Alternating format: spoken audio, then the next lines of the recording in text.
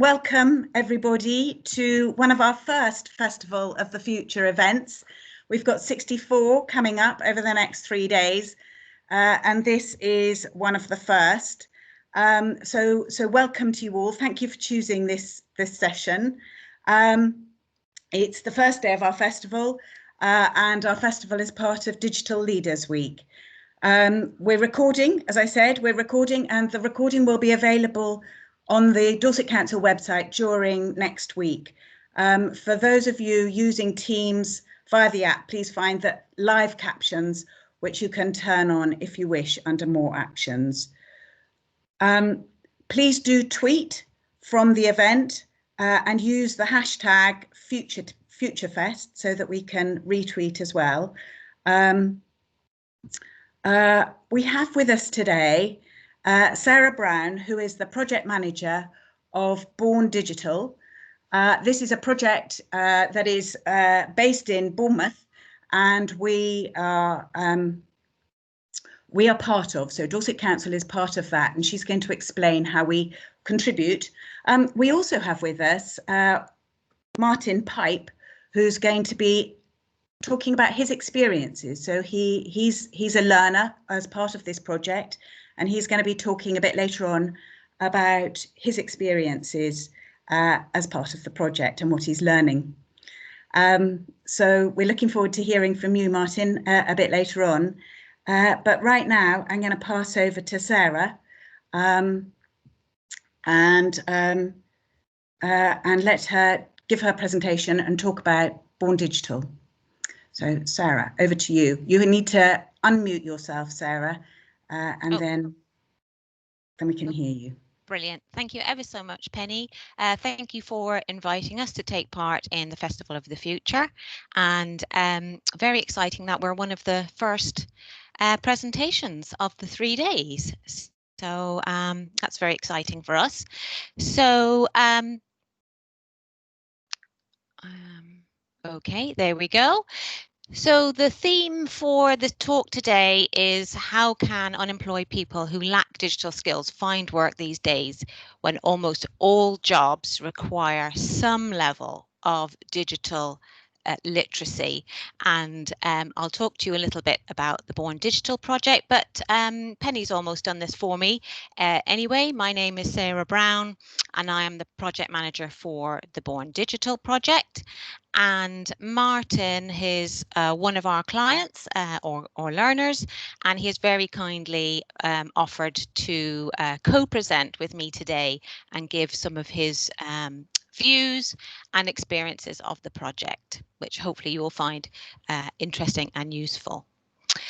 So just a few statistics there around digital skills. So at least 82% of jobs require digital skills. So it's really important for people to have these skills in order to access work, apply for benefits, and progress within the workplace. And as you can see there in that following bullet, that, you know, the difference between having some digital skills as opposed to not really does make an impact on people's earnings.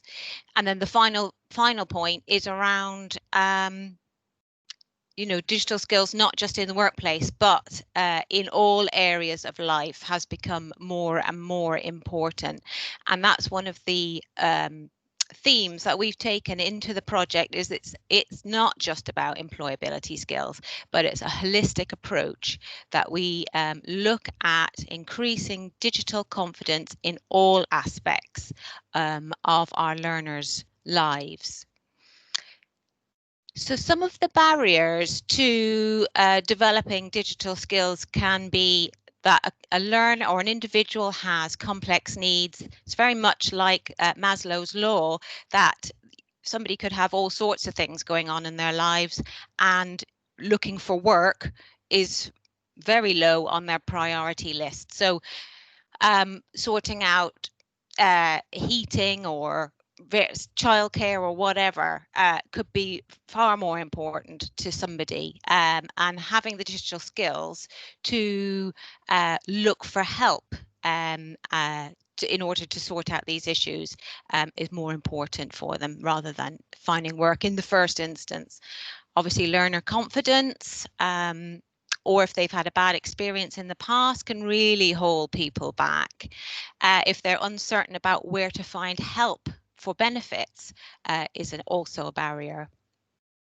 If they don't have educational skills or high levels of education when they were going through school, that will also hold them back.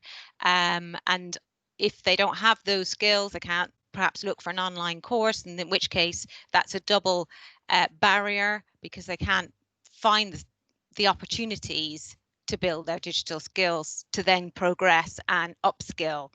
And that can involve also include English skills. So if they don't have English as their first language, employability skills, and also access to a suitable device and connectivity is also a barrier, which we saw when we went into lockdown earlier in the year. So what's the solution? So we are the Bourne Digital project, and I'll talk to you a little bit more about this in the next slide, is part of the Power Up initiative run by Good Things Foundation. And the solution that they see in increasing people's digital skills is to develop community-based informal learning opportunities, blending support, encouragement, resources, along with tools such as Learn My Way and other resources within the government skills toolkit. And if you're not familiar with what that is, I have put a link in the final slide. So I would recommend you go back, take a look at that, because there are some fantastic resources in that toolkit. So that was a little bit of background there. So as I mentioned, Bourne Digital is a short project. We come to an end June 2021, so we haven't got a huge amount of time. We sit within Ansbury Guidance, who provide impartial information, advice and guidance for young people and adults as well. And then the Bourne Digital project is, as I said, part of the National Power Up initiative, and we are financially supported by J.P. Morgan. What makes the Bourne Digital project slightly different to any other project, certainly that I've worked on, is we're working in partnership with Bournemouth Library Services, Skills and Learning, Bournemouth Churches Housing Association, and the Routes to Inclusion project and their digital champions, which we will touch on later. So what makes us slightly different? So we started a 12-week online digital program aimed at people with no or very low digital skills. And the focus of this program is very much on increasing digital confidence in a holistic way. So clients get lots of support, lots of encouragement, and we start from the absolute basics, such as becoming familiar with your keyboard or how to use your mouse, etc. We're able to offer free laptop loan for the duration of the 12 weeks and mobile data if an individual needs it and doesn't have Wi-Fi, etc. at home. Every client has access to an Office 365 account, so that includes Outlook and emails, Word, Excel, and of course Teams, which is how we deliver our taught sessions. So they're learning lots of skills. So they'll be given an email address, and we show them how to send an email, do attachments, etc. And then through Teams, they're getting used to the web chat environment, keeping in contact with the project and their digital champion through using chat facility. So lots of embedded skills. All sessions are recorded. So if they're not able to make that session each week, then they can catch up with that later on in the week. Each client has a 1 hour or more if they need it, but generally it's just 1 hour support by a volunteer digital champion. And as I say, we'll talk a bit more about that in a minute. And that's on top of their taught sessions, and the digital champions really help to underpin the learning that's delivered each week. And also it's the opportunity to make the learning differentiated. So it's very client focused. So if they want to work on something specific, then the digital champions can really work with them on that. Each client has an individual learning plan. So this is their opportunity to say what they want to learn, and that is shared between the project, the client, and the digital champion. So we can all have a trail and a map of what the learner wants, how they're progressing, and what they would like to work on in the future. They're given support to complete a CV. They have the opportunity to have a National Career Service appointment.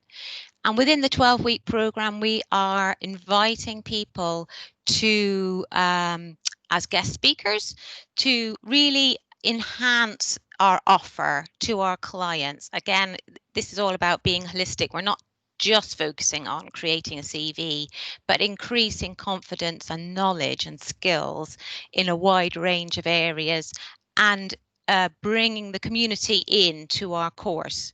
So we've had a speaker from Dorset Cybersecurity Police talking about phishing and safe passwords. Citizens Advice came in and talked about their Money Talks project, and one of the clients has already accessed that. Bournemouth Food Bank came in and talked about their services and volunteering opportunities. Skills and Learning talked about CV writing and their provision. Bournemouth Churches Housing as well are due to give their talk next week to our group. And we've also linked up with the Temp Desk, which is a recruitment agency, and they're going to give our clients some top tips on what employers are looking for in an application form or at an interview. So we're really excited to be able to work with a wide range of organisations across our area. And of course, we actively promote that the clients access the services of all our referral partners should they need to.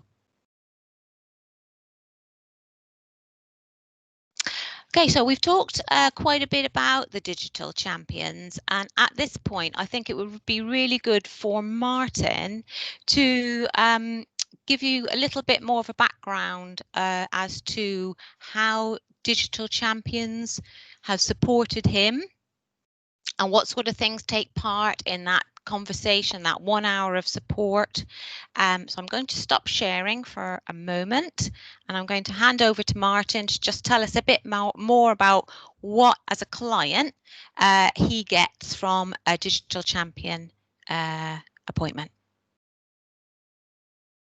Thank you, Sarah. Hi, everybody.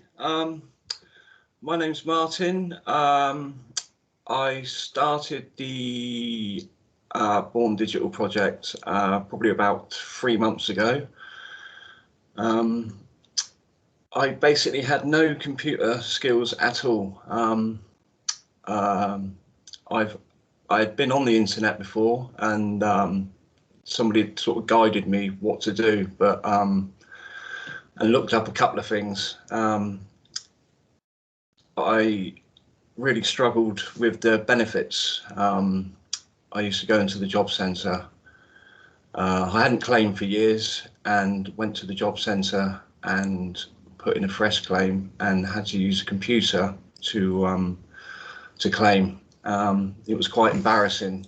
Somebody guided me through that, and then when I got the claim up and running, I had to go back in there monthly for these appointments, and part of the benefits, you have to check your journal regularly to see if there's any appointments and things. So I was going in there, I couldn't even turn a computer on. So when this opportunity came up, you know, I grabbed it with both hands.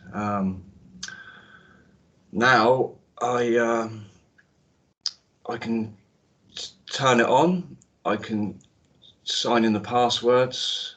I can surf the internet. I can browse. I can email.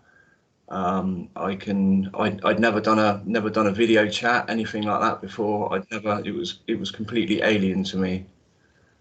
So now I can use a computer basically. I had zero confidence on it. Didn't know the first thing.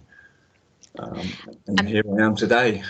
Amazing. Thank you, Martin. Martin, what in the digital champion appointments? Yeah. What sorts of things do you normally talk about? And what's the name of your digital champion to start off with? It's Mike. Mike. So when you and Mike meet, it's usually on a Tuesday, isn't it? It's a Tuesday. It's weekly on a Tuesday in the mornings, and he will answer any questions I've got at all, which at the beginning was quite a few, because I didn't know anything. So he was patient with me, and we've progressed now to I've been doing my CV basically, and he's given me the confidence to believe in myself basically, because coming into it, just to put it in context, I've been an addict, a drug addict for the last, well, all my life pretty much, but particularly for the last 12 years, and I'd isolated, not really spoken to anyone outside drug circles. My social skills were poor. I mean, they still are poor.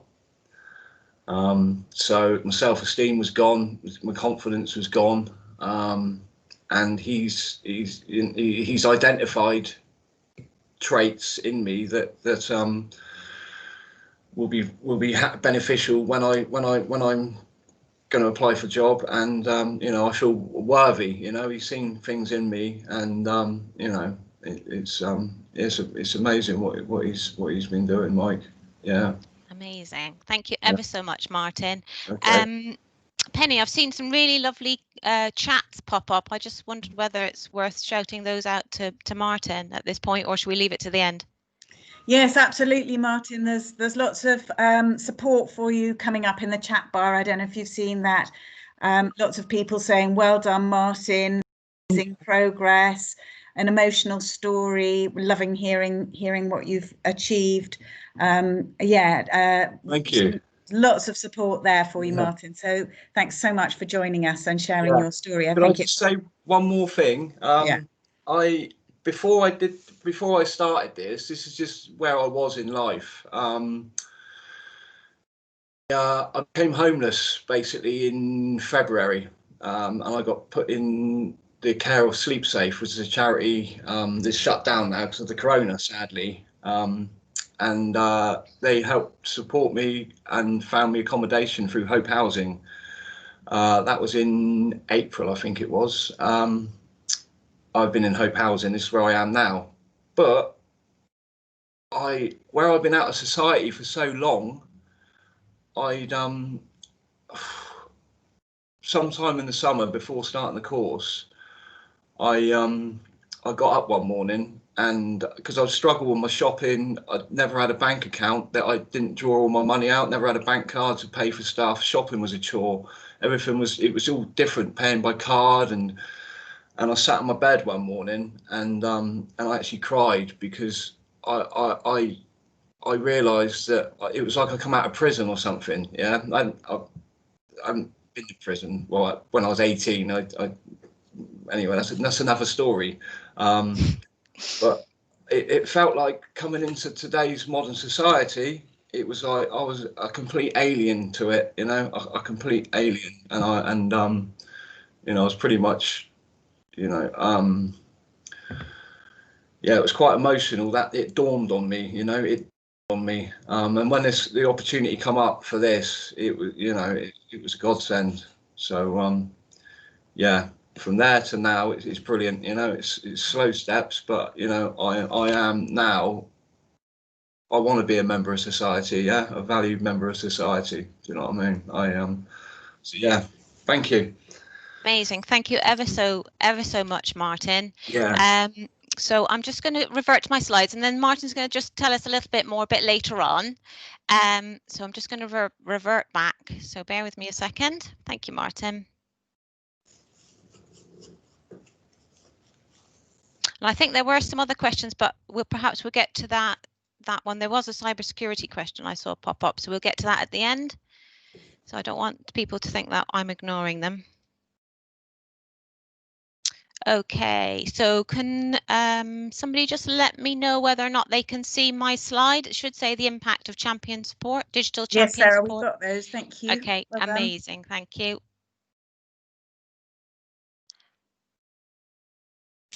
Okay, so we should be moving on to the next slide. Oh, we're thinking.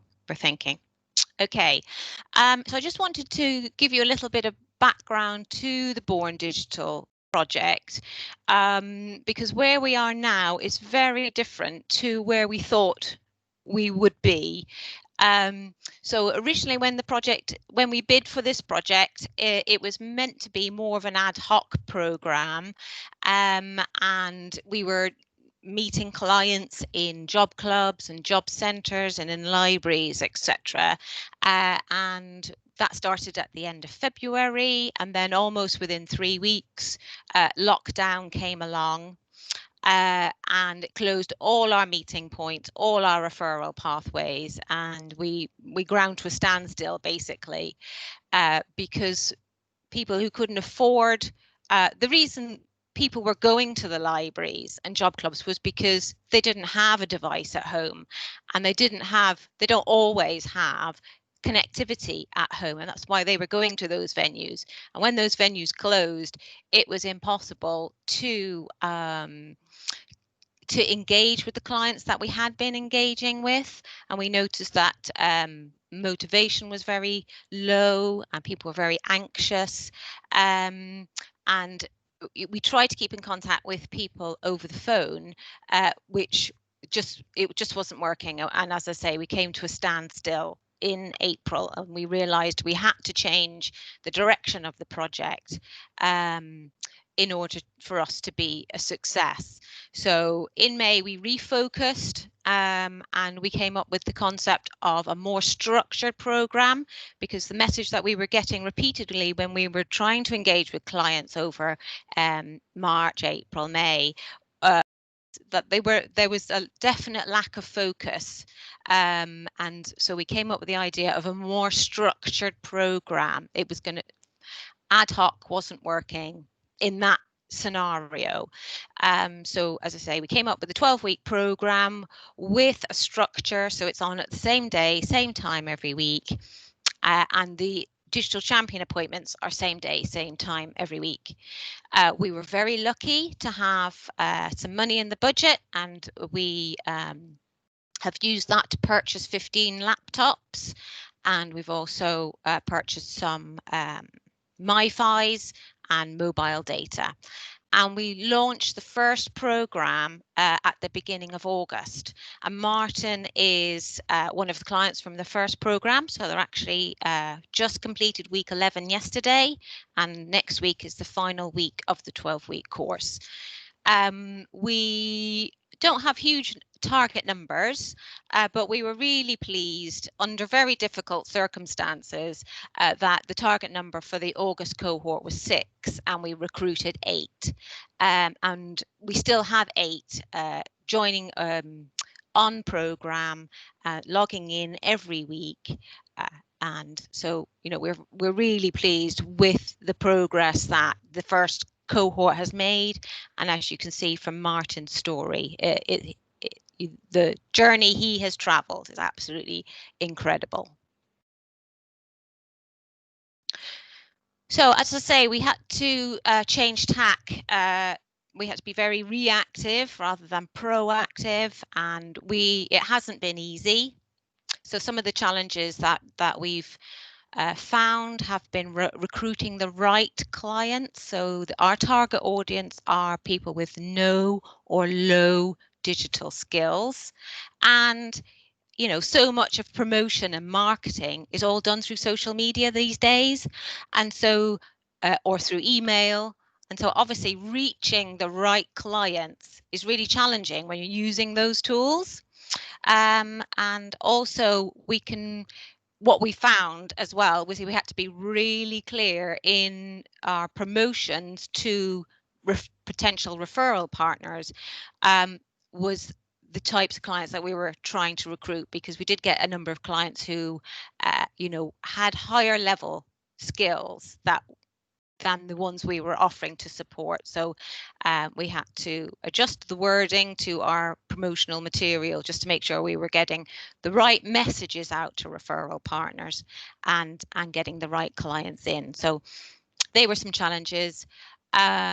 We obviously, when we give out a device, if somebody doesn't have very good digital skills, or they're lacking in confidence, then obviously it's very difficult to talk through laptop issues over the phone.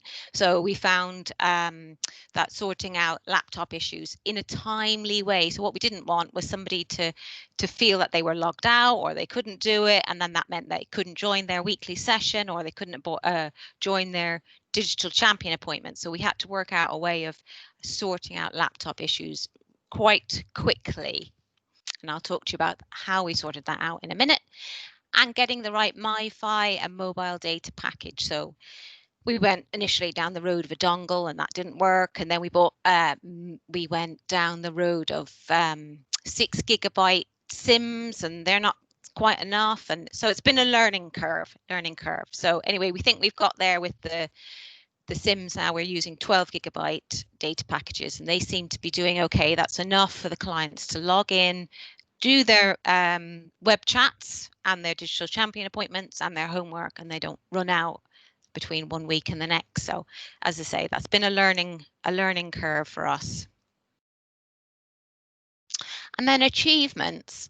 So we've built some fantastic partnerships, and that's what this project is all about, is working in partnership with referral agencies. So we have a very close relationship with the following. So Bournemouth Library allow us to use their venue on a weekly basis.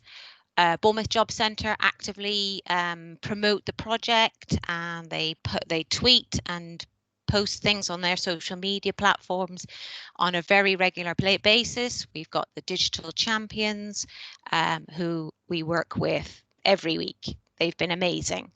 Skills and Learning hosts our Office 365 platform, and we purchased the laptops through them, and they formatted them for us. So they've got all the various securities and the Office 365 accounts loaded up, etc. Wise Abilities, Steps to Wellbeing, all refer clients through to us. 100% of our referrals came through partners in September. So those links that we've created over the last few months have been really, really key to the success of the project, and will definitely help us as we move forward. And then again, digital champions, we can't praise them enough. They have been incredible. And then the way we got around the the laptop issues, was by creating weekly appointments at the library, so that clients can bring in their devices if they've got an issue. So just put a bit of framework around how we manage the project. So clients have a face-to-face appointment at the beginning of the program, where we hand over a device, and that's all done at Bournemouth Library. We taught them how to use it, how to log on, that we do and show them how to use chat, etc. And then again at the end, when there's a handover of the devices. But as I mentioned, there were laptop issues, and it's very difficult to talk them through over the phone. So we've set up these weekly drop-in, which are all done in a COVID secure way at the library, and that has really helped to turn things around in a timely way. So if a learner is having difficulties with their mobile data or whatever, then they know that they can come into the library, and Andy, who's our mentor, will be there, and they can get it sorted out ready for the next week, so they're not missing out for very long. And then, of course, one of the greatest achievements is the journey our clients have gone on. And at this point, I was going to ask Martin to say a bit more. So Martin, you've already told us quite a bit about your journey. I'm going to stop sharing at this point. And you're going to have to take yourself off mute, Martin.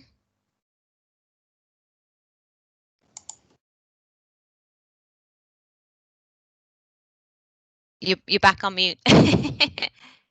There you go. There you go. There we go. Yeah, there we go. Hi again. That's okay. So, Martin, so from week one, yeah, and joining in and logging on to where you are today, what have you learned? Oh, that's a good question. Well, everything that I now know about computers, you know. So what can you do now that you couldn't do before? Well, I can lift up the laptop on, yeah. It's basically everything, Sarah. It really is everything. I mean, I'm not a wizard. I'm far from a wizard. But I'm confident. If there's something I want to look up, if something I want to see, something I can do it now. I know how to do it. It seems so complex and so baffling before. Like I say, just going in the job centre, yeah, I couldn't even. I was hopeless. You know what I mean? I was hopeless. I've got my favourites. You know, the news and the weather and the sport and various other you know things I put on my favourites. Mm-hmm. You were multitasking this morning. I was, yeah, I was, and that's you know being the lifestyle I've led for the last particular 12 years. The head was quite scrambled, you see. It was quite you know and it's hard for me to remember things all the time. You know, my memory's a bit shot, you know. It's not selective, but it's a bit shot. So I've lost where we were. That's again. Okay. So I was just asking what you've learnt. Yeah. And somebody's popped a message in to say well done on getting to grips with Teams. Yeah, thank you. So you log in every week to your class. Well, daily now. Daily, I've made it part of my routine where I will between sort of 9 and 9:30, I will open up the computer. I will check emails. I will check and go through the news, and it's daily. And then in the evening as well, I do the same thing as well. So I've never had an email address before. Yeah, I had one set up ages ago. I mean, years ago, and I never used it. I just did it because I had to for some reason, but never you know. So now I can confidently send and receive emails. Yeah, I can. Yeah, it's yeah. I can't believe that I'm now part of it all. You know, part of society as such, modern society. Yeah. Yeah, you've done really well. Yeah. And somebody's popped a question up. It's dropped off for me. Penny, the question that popped up around helping others. Yes. Yeah, Helen asked, can you see yourself being able to help others in future, Martin? What, with computers or in general? Well, I think she probably means with computers, but in other ways too, maybe? With digital skills, Helen is asking.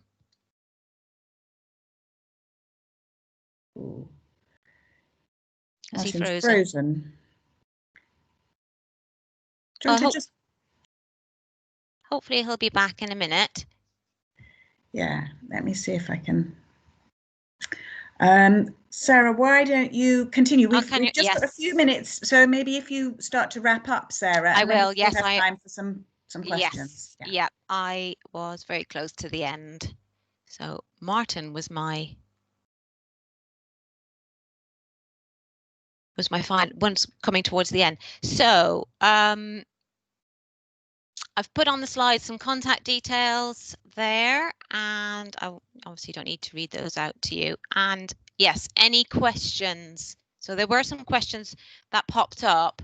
So there were some questions right at the beginning, yes. and they may have already been answered, but Pauline had a question about data and how you encourage people to manage their data so that they don't run out of data.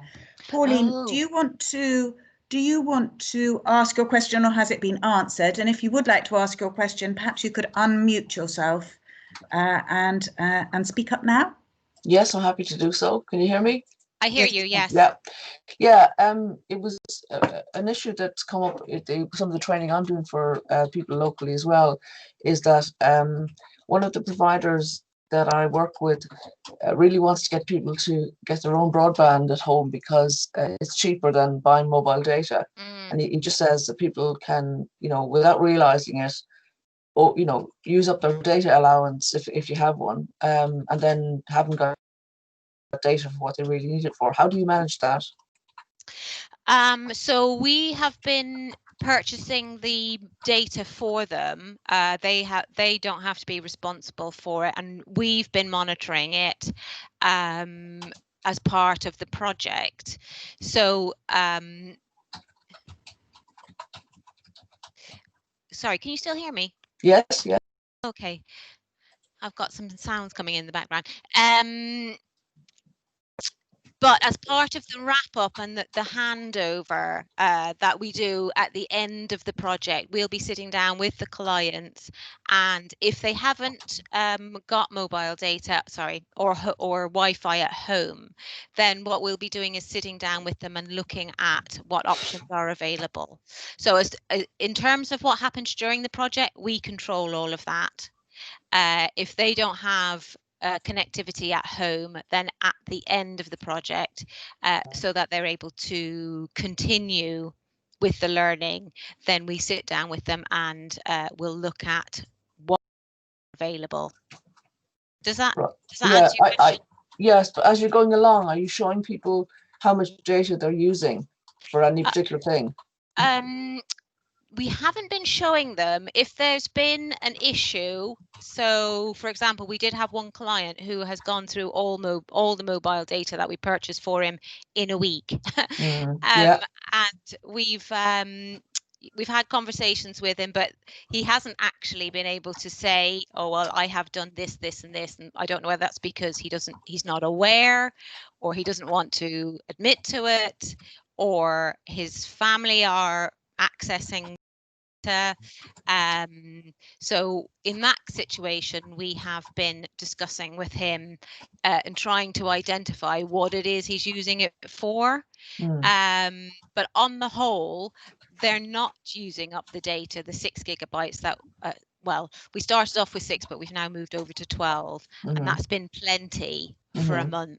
And we're just using there are more cost effective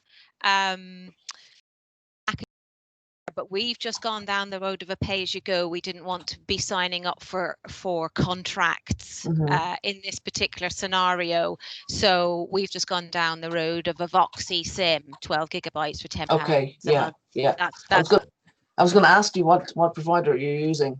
Yeah, we've gone down comes the road out well. Yeah, but Smarty I think is better. Okay. Yeah, they've got some really good deals on at the moment, but at the time when we were looking, because everything changes so quickly, so right now Voxy, £10 a month, 12 gigabytes is what we're doing. Yeah. Okay, thank you. All right. I think there was a cyber security question. There was a cyber security question. Was that from you, Helen? Was that one of yours? I can't remember. Yeah, it was actually. I just wondered how Martin found, checking for any phishing scams. Did he find that easy, difficult? And also, did Bourne Digital cover that as part of their training? So what we did was we got Dorset Cybersecurity Police to come in. Well, virtually come in, and they did a talk. Initially, it was only intended to be 20 minutes, but he stayed for a full hour and a half, and they all engaged, and he covered phishing and scams in that. And there's also units within Learn My Way. Yeah. That look at those, so they were given those as homework to do as well. Great. Yeah, that sounds really good. Thank you. I don't know what area you are in, but Dorset Cybersecurity Police were really keen to be involved, and more than happy to do the talk free of charge, and he was very comprehensive. So Good definitely recommend approaching them. They are really good, Dorset Police. They've made that one of their sort of missions to do quite a lot of proactive talks and so on cybersecurity. Yes, so and also I know I don't know if you were aware of Citizens Advice Money Talks project. They came and talked to the group this Monday actually, and they will also support clients with phishing and security. Again, that's completely free of charge. Thank you, Sarah. Thank you, Helen, okay. for that question. I want to just quickly go to John Blackmore because he had lots of questions right at the beginning, which I think Sarah has probably answered during the presentation. But John, if there's any quick one that you want to get in there that she hasn't answered from your extensive list of questions earlier on, please unmute yourself and come on in. Good morning, John. Yeah, hi, morning. No, it's great to hear a really good practical project replicate, and we've been doing some work on digital. But the question is like, who led on it? Who took the initiative to bring people together? And in terms of the funding, was there a specific pot of funding available to develop the project? And what was J.P. Morgan's connection? So the project is led by Good Things Foundation. And I've dropped some, I'm guessing Penny will share the slides, and I've dropped some links to their website and some really good articles on the final slide. So I would definitely recommend having a look on their website. So the Good Things Foundation led on the project. The initiative is called Power Up, which is funded by J.P. Morgan. The Power Up project is national, and we are just one of I can't remember how many, 8 I think projects nationally, and we had to bid for and were awarded funding to run this project. There were various different strands to the project, to the Power Up project. So there was focusing on employability, which is what we're doing, focusing on financial confidence as well. Sarah, I'm going to have to stop you there. We've come to the end. There are more questions. Thank you. Thanks, John. I think, sorry to butt in, but we need to finish on time. What a fascinating talk, and thank you everybody who attended, and for your really great engagement and support for Martin and for Sarah during that. That was so great and heartwarming to see all that support.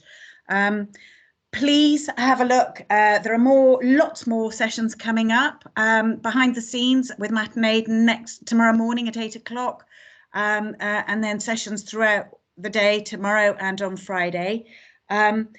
Please follow us on Twitter, tweet about today's event using the hashtag FutureFest. Pop any feedback you have on the session into the chat bar. Thank you for attending, and hope to see you at another session over the next couple of days. Cheerio, everybody. Thank you. Could I just say one thing before everyone goes?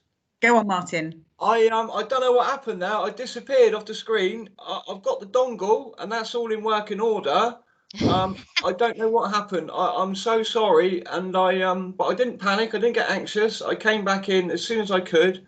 I'd have loved to have answered more questions. I'm sorry, everybody. You've That's done a okay. great job, Martin. Thanks, Thank Martin. you very much. I forgot the surname of my digital champion. It's Mike Watson. I forgot his surname. I went blank for a second. So it's Mike Watson, yeah, Andrew Okay. Merchant and Sarah, and Martin. yeah, brilliant. Super. Thank Thanks you, ever so everybody. much. Thank you.